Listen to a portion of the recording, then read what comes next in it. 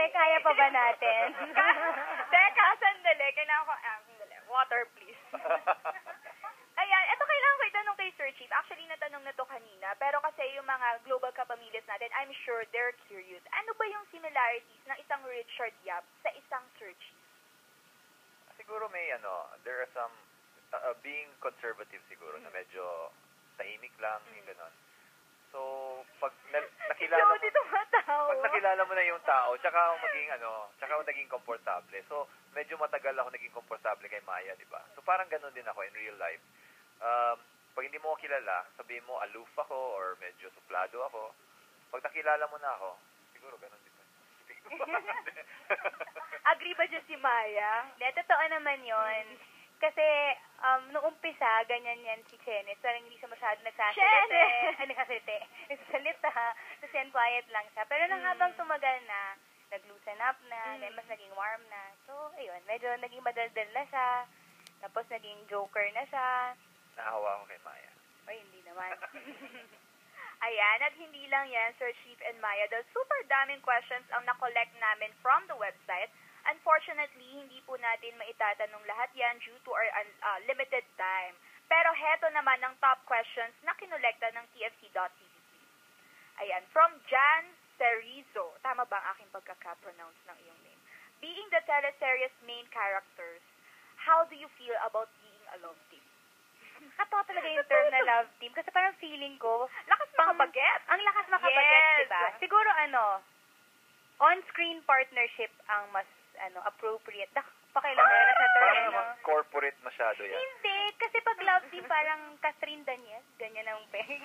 Why not? Baka youthful nga, sabi ni Josie kanina. Siyempre, ano ba yung tanong? How do you feel about being a love team? Ano ba? Okay naman. This is something na, unexpected talaga naman. Love story lang. Parang ganun. Parang hindi love team. Ano ba? Love story talaga. Basta yun, okay naman. Oo. Basta, okay naman. This is something na hindi naman namin in-expect nga. But then, talagang successful. Ang tandem. Tandem na lang. Tandem.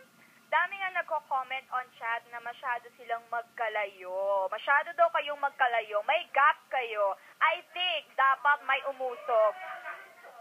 Sabi hindi ako yun, Ay! Ano ba? Pero kalapit mo.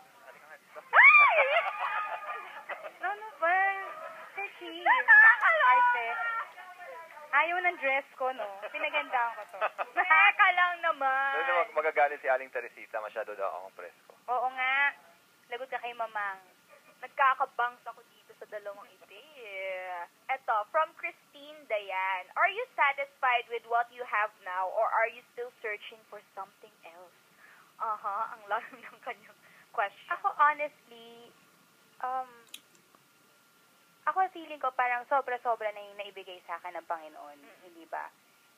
Hindi naman namin in-expect na aabot kami sa ganito. Kumbaga, ang daming opportunities ang na-open para sa akin dahil sa Be Careful with My Heart. So, okay na ako. Kumbaga, nasa punto ako ngayon ng pagpapasalamat na lang sa lahat ng ibinibigay at patuloy na ibinibigay sa akin ng Diyos. I don't think we could ask for anything more. Medyo lang, tayo lang lahat siguro nag-aspire tayo for better things. Sa amin naman, if we can help to channel the blessings to other people, yun ang gusto namin gawin. Very well said. Ayan, eto from Lian Beleza, magiging kayo po ba sa palabas na Be Careful with My Heart at papayag po ba sina Sir Luke, Ma'am Nikki at si Baby Abby? Ayan, spoiler naman yung question, pero sige. Parang hindi. Grabe naman. Nagalit.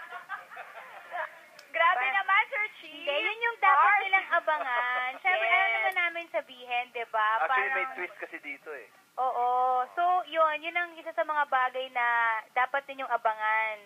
Kung magiging si Maya ba at si Sir Chief at kung paano na ma-achieve yun. Yun. Okay. Ayan. Abangan na lang natin yan. Maganda yung nanggugulat. Nanggugulat naman. Oo nga.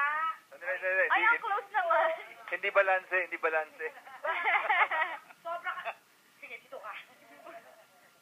Move ka naman. nga konti kasi naiipit kami. Nasaan yung mga yaya ni Dorsin sa bra? Hindi ka ba nahirapan? Dito ka na nga.